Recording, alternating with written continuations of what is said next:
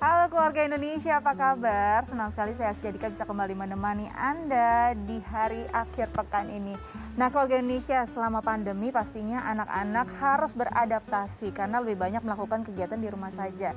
Nah di sini peran orang tua sangat penting untuk bisa membangun suasana agar tetap menyenangkan walaupun harus belajar di rumah. Tidak hanya ibu, peran ayah juga sangat dibutuhkan. Nah sejauh mana sih peran ayah dalam pola asuh terutama di tengah pandemi? Nanti kita akan bahas bersama psikolog kita ada Mbak Ayu Sutomo. Langsung kita sapa ya. Halo Mbak Ayu, apa kabar? Baik, alhamdulillah. Dika apa kabar? Aku baik. Harus jaga terus protokol kesehatan ya. Jaga protokol kesehatan.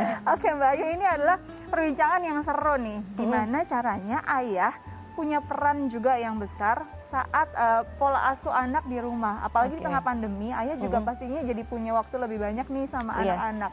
Sebenarnya sejauh mana sih peran yang bisa diberikan ayah, terutama pada anak-anak dalam rumah? Oke, sebenarnya peran ayah sama ibu itu sama besar. Karena harusnya seimbang gitu ya? Seimbang, karena dua-duanya itu punya peran masing-masing untuk membentuk seorang anak. Ada value-value, ada nilai-nilai yang ada dari figur ayah, ada juga hal-hal yang didapat dari figur ibu. Yang kemudian itu saling melengkapi satu sama lain, kemudian melengkapi satu sama lain dan membuat anak itu tumbuh menjadi utuh dengan peran yang hadir dari baik ayah maupun baik ibu.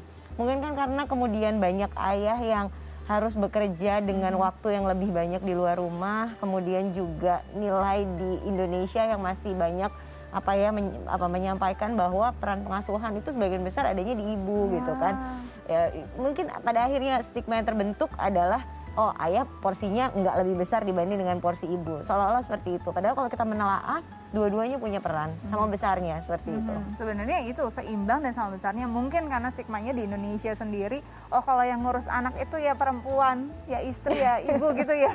Iya, tapi sekarang udah banyak kok ayah-ayah yang punya ya kesadaran untuk kemudian ikut terjun langsung, berpartisipasi langsung. Kemudian stigma juga udah mulai bergeser bahwa banyak sekarang mungkin di sosial media gitu kan terlihat oh ayah yang keren itu figurnya adalah ayah yang bawa anaknya, yang jalan-jalan bareng sama anaknya. Itu sesuatu yang bagus sih kalau menurut saya.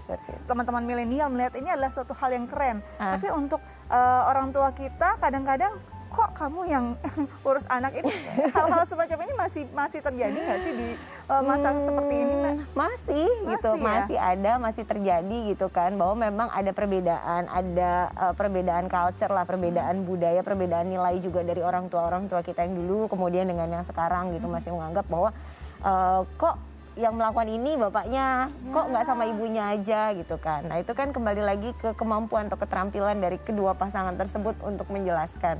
Dengan cara yang bagaimana menjelaskannya, melihat porsinya seperti apa gitu kan. Yang paling tahu gaya komunikasi orang tuanya dialah yang paling oke untuk menjelaskan ke orang tuanya. Sehingga pada akhirnya ya bisa tercipta harmoni gitu antara ibu dan ayah juga dengan kakek dan nenek gitu.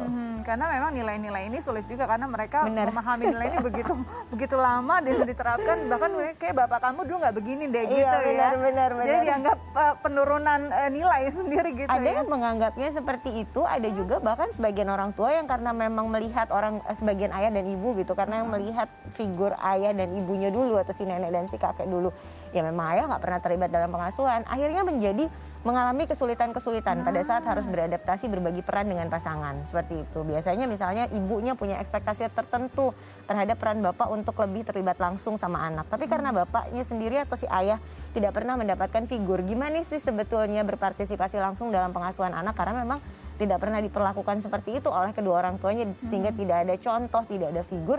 Akhirnya butuh untuk penyesuaian diri. Pada saat itu seringkali muncul friksi-friksi tuh atau konflik-konflik antar pasangan kaitannya dengan pengasuhan gitu. Tapi ya bisa disiasati, bisa diatasi asalkan memiliki kemauan gitu. Nah ini dia akhirnya takutnya gara-gara takut ada berkonflik, ya udah deh kita ikutin aja nilai yang sudah berlaku atau budaya yang memang sudah turun-temurun diturunkan gitu, diwariskan dan akhirnya sulit untuk melakukan perubahan. Sebenarnya memungkinkan tidak sih saat melakukan perubahan di tengah budaya yang memang sudah turun-temurun? Mungkin nanti kita bahas tapi setelah jeda ya Mbak Yu ya. Nah keluarga Indonesia ini makin seru nih, pastinya para ayah di rumah udah harus catat apa aja ya yang harus disiapkan untuk bisa mengubah pola asuhnya. Tapi kita jeda dulu, jangan kemana-mana, tetap bersama kami di Kumpul Keluarga.